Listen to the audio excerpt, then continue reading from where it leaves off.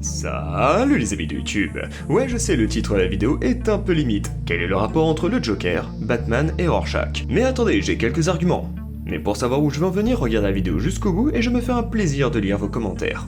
Générique?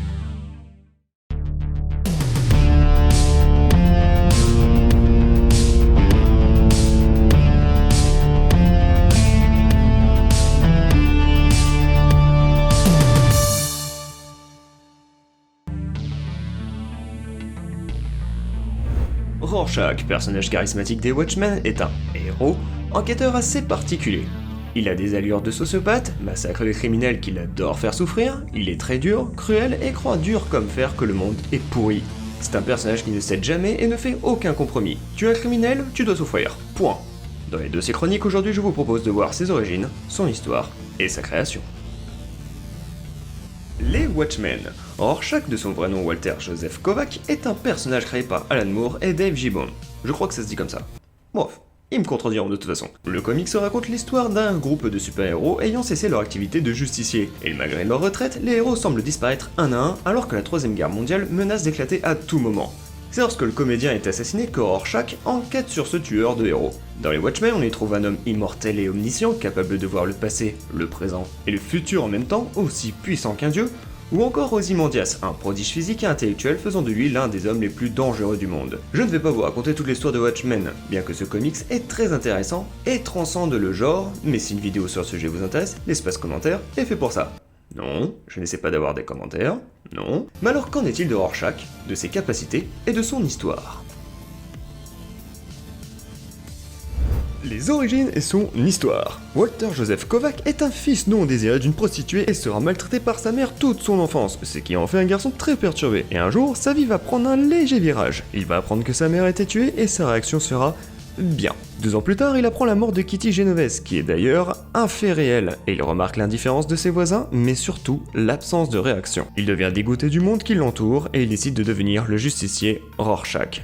En rapport avec son masque est le test de Rorschach, qui est un test de personnalité avec des tâches. Rorschach va découvrir qu'il existe alors d'autres justiciers, et va notamment s'allier avec l'un d'entre eux, le Hibou, avec lequel il va démanteler la plupart des gangs criminels de New York. Il s'alliera aussi avec d'autres justiciers tels que le Spectre Soyeux, Dr Manhattan et le Comédien pour former un groupe de justiciers, les Watchmen, ou Gardiens en VF. Alors vous trouvez qu'il est dangereux? Eh bien vous n'avez encore rien vu. C'est en 1975 que tout bascule. Il enquête sur l'enlèvement d'une jeune fille, mais il arrive trop tard. Lorsqu'il a retrouvé sa trace, il découvre que son ravisseur l'a torturé, tué et donné à bouffer à ses chiens. Rorschach va alors sombrer dans la folie. Il massacre les chiens et tue le ravisseur.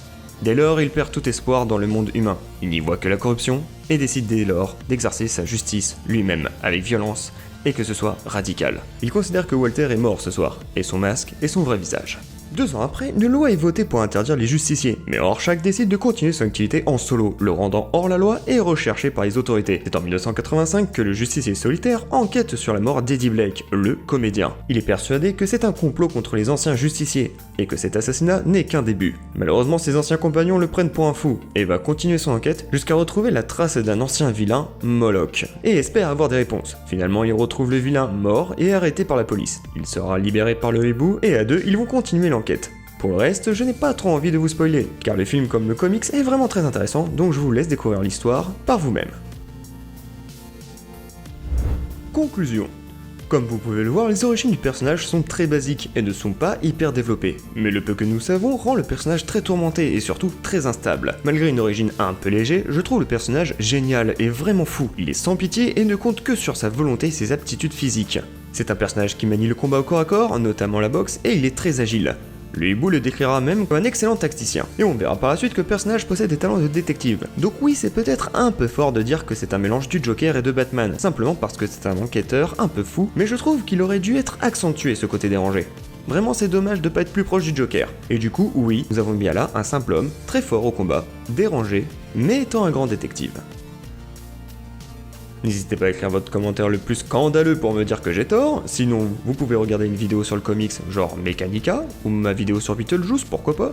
Vous pouvez me retrouver sur Instagram et Twitter, je vous dis à très vite sur la chaîne, salut les amis de YouTube.